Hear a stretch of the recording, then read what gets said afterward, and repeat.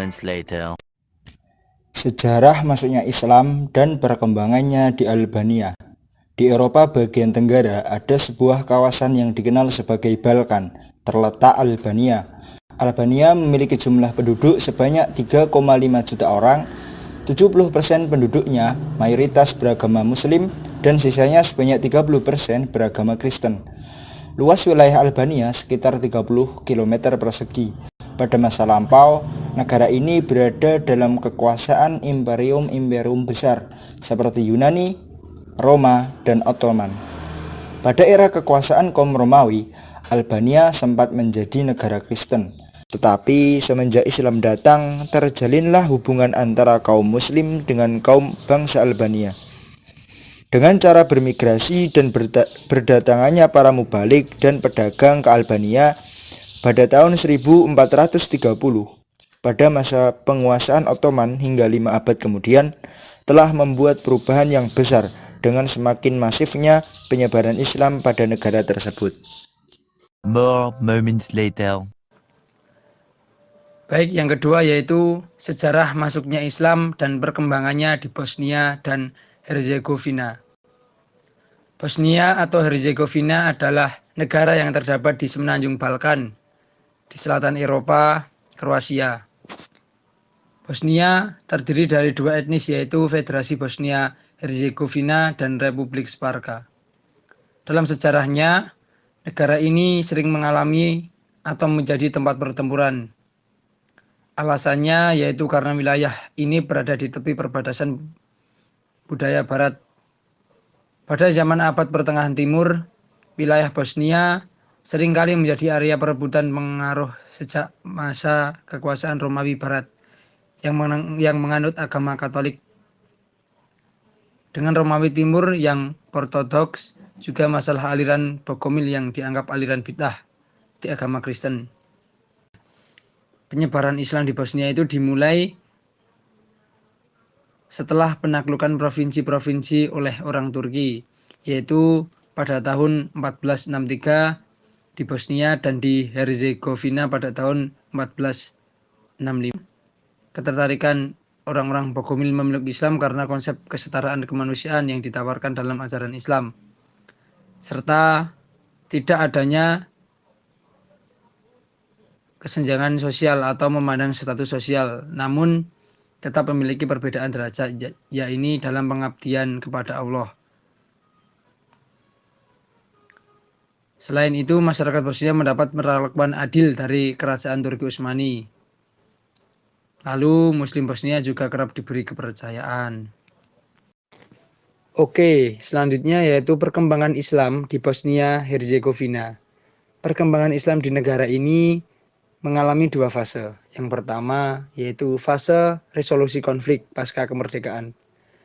Setelah bertahun-tahun menjalani isolasi relatif dalam penerapan sistem komunis Yugoslavia, Muslim di Bosnia Herzegovina tidak siap secara aksiologis untuk menghadapi berbagai ide Islam, ideologi, sekte, serta fenomena sosial lainnya yang diperkenalkan kepada mereka pada tahun 1990-an.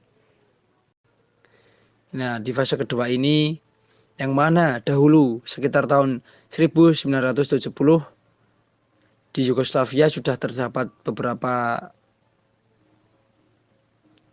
tempat pendidikan Islam yang mana negara tersebut hancur karena adanya peperangan, adanya konflik. Maka sekitar tahun 1994 sekolah dasar di Bosnia ini mulai diperkembangkan lagi. Moments later. Sejarah masuknya Islam dan perkembangannya di Belanda. Kehadiran umat Islam di Belanda erat kaitannya dengan kedatangan umat Islam di belahan benua Eropa lainnya. Islam mulai dikenal luas di Eropa sejak paruh kedua abad ke-20 Masehi. Sejumlah imigran datang ke negara-negara Eropa Barat sejak Perang Dunia II. Mereka adalah imigran bekas jajahan, imigran buruh, pengungsi, dan pencari suaka. Sebagian besar imigran tersebut adalah umat Islam yang berasal dari negara-negara Islam di Asia dan Afrika.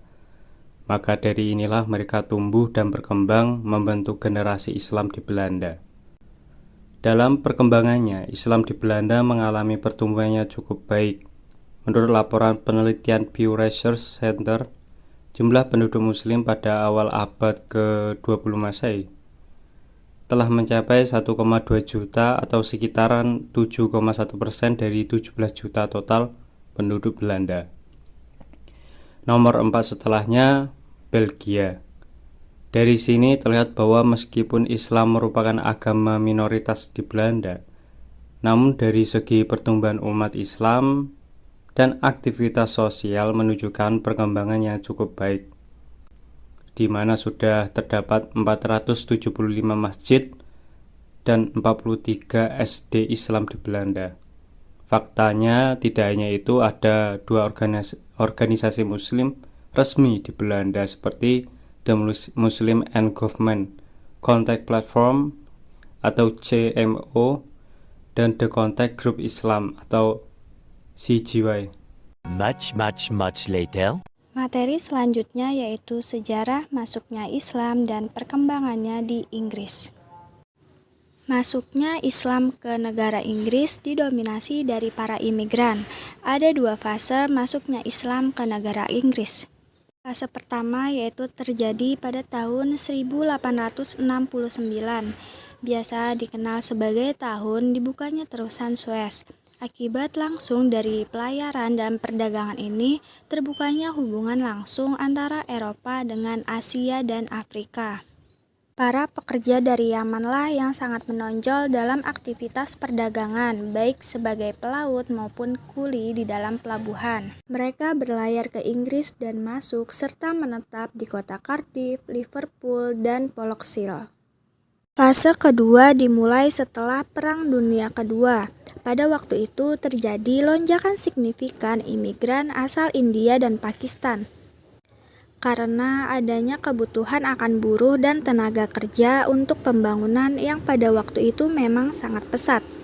Di waktu yang bersamaan, adanya beberapa perubahan sosial politik di India dan Pakistan turut mendukung gelombang imigrasi ini. Seiring berjalannya waktu, perkembangan Islam di Inggris meningkat pesat. Menurut angka sensus terbaru yang diterbitkan Kantor Statistik Nasional, populasi Muslim di Inggris telah meningkat 44% dalam 1 dekade. Dari total populasi negara itu, 6,5% atau 3,9 juta orang adalah penganut Islam. Many minutes later.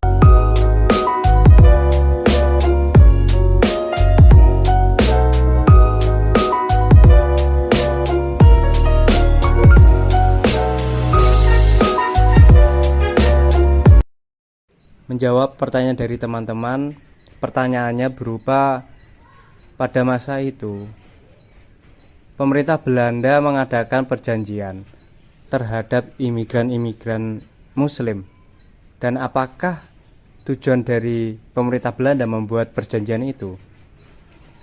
Kita ketahui bahwa tadi pemakalah mengatakan bahwa pemerintah Belanda menerima imigran Muslim dikarenakan pasca Perang Dunia Kedua, Belanda ingin memajukan hal ekonomi sosial pada negerinya tersebut.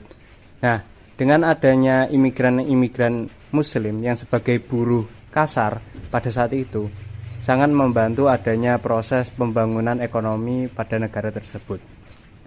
Dan ketika pada masa itu terjadi krisis fiskal dan terjadinya pembludakan imigran Islam yang berasal dari Maroko, Turki, dan negara-negara Asia Timur, tepatnya Asia Timur Tengah.